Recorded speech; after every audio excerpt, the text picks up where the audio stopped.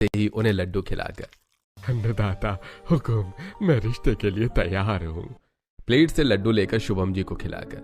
अब मैं तुम्हारा अन्नदाता हुकुम नहीं हूँ, अब मैं तुम्हारा होने वाला समधी हूँ। अब तुम्हारी बेटी नीलम मेरे बेटे अभिषेक की धर्मपत्नी बनेगी। अगर इजाजत हो तो मैं आपसे एक विनती करना चाहता हूँ। अरे विनती क्यों, हुक्म करो। हाथ जोड़कर।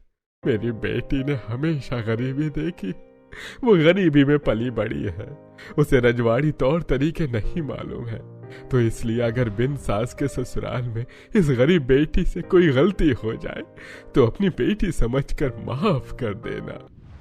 अरे चिंता मत करो समधी साहब, जैसे मेरी बेटी वैसे ही आपकी बेटी।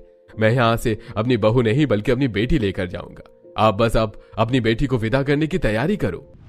नीलम से अपने बेटे अभिषेक का रिश्ता तय करके हर्षवर्धन जी रॉल्स रॉयस में बैठकर अपनी हवेली की तरफ चल देते। कुछ दिनों बाद शादी का शुभ मुहूर्त आ जाता है और रजवाड़ी शेरवानी पहने, पगड़ी बांधे, हाथ में तलवार लिए मंडप में बैठे अभिषेक के बगल से रजवाड़ी लहंगा और चोली पहने बैठी नीलम रजवाड़ी पहनावा जैसे लहंगा, चोली, चुन्नी, साड़ी, शेरवानी, सूट में बहुत सारे लोगों को देखकर। ये सब ऐसे सजे हैं जैसे इन्हीं के घर में शादी हो। भला एक परिवार में इतने लोग कैसे रह सकते हैं? सोचते हुए नीलम अभिषेक के साथ साथ फेरे लेकर अपने गरीब घर से विदा होकर रजवाड़ी ससुराल में जाती है। रजवाड़ी हवेली के गार्डन में अभिषेक के साथ घूंघट में खड़ी नीलम आलीशान हवेली, पेड़ पौधे, फूल, स्विमिंग पूल, फाउंटेन और हवेली के चारों कोने में रखी बड़ी बड़ी मूर्तियां देखकर मन में, इतनी बड़ी हवेली, इसकी साफ सफाई करते करते ही सुबह शाम हो जाएगी।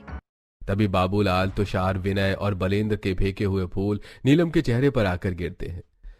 मैं भी कितनी बड़ी बुद्धू हूँ, इतनी बड़ी हवेली में नौकर चाकर तो होंगे ही ना, वही करेंगे घर का सारा काम, मुझे कुछ भी नहीं करना पड़ेगा। सोचती हुई नीलम धीरे धीरे कदम बढ़ाकर हवेली की दहलीज पहुंच जाती है। नीलम का गृह प्रवेश करवाने के लिए दहलीज के अंदर हॉल में नीलम के 100 ससुराल वाले रजवाड़ी पोशाक में पहले से ही मौजूद थे।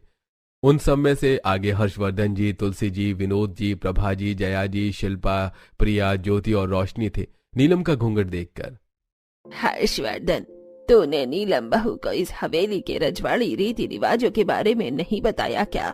सब कुछ बताया था माँ। तो फिर नीलम बहू का घूंघट इतना कम क्यों है? रोशनी की तरफ देखकर, रोशनी, अपनी भाभी का घूंघट और नीचे सरका दे। रोशनी नीलम के पास जाकर नीलम का घूंघट और नीचे कर देती है। हाँ, अब ठीक है नीलम बहू, अब तो इस रजवाड़ी हवेली में गृह प्रवेश कर सकती है। दाएं पैर से दहलीज पर रखा कलश गिराकर नीलम रजवाड़ी ससुराल में पहला कदम रखती है और हॉल में खड़े 100 लोगों को देखकर, इतने सारे लोग हवेली के अंदर क्या कर रहे हैं? ये सब कौन है?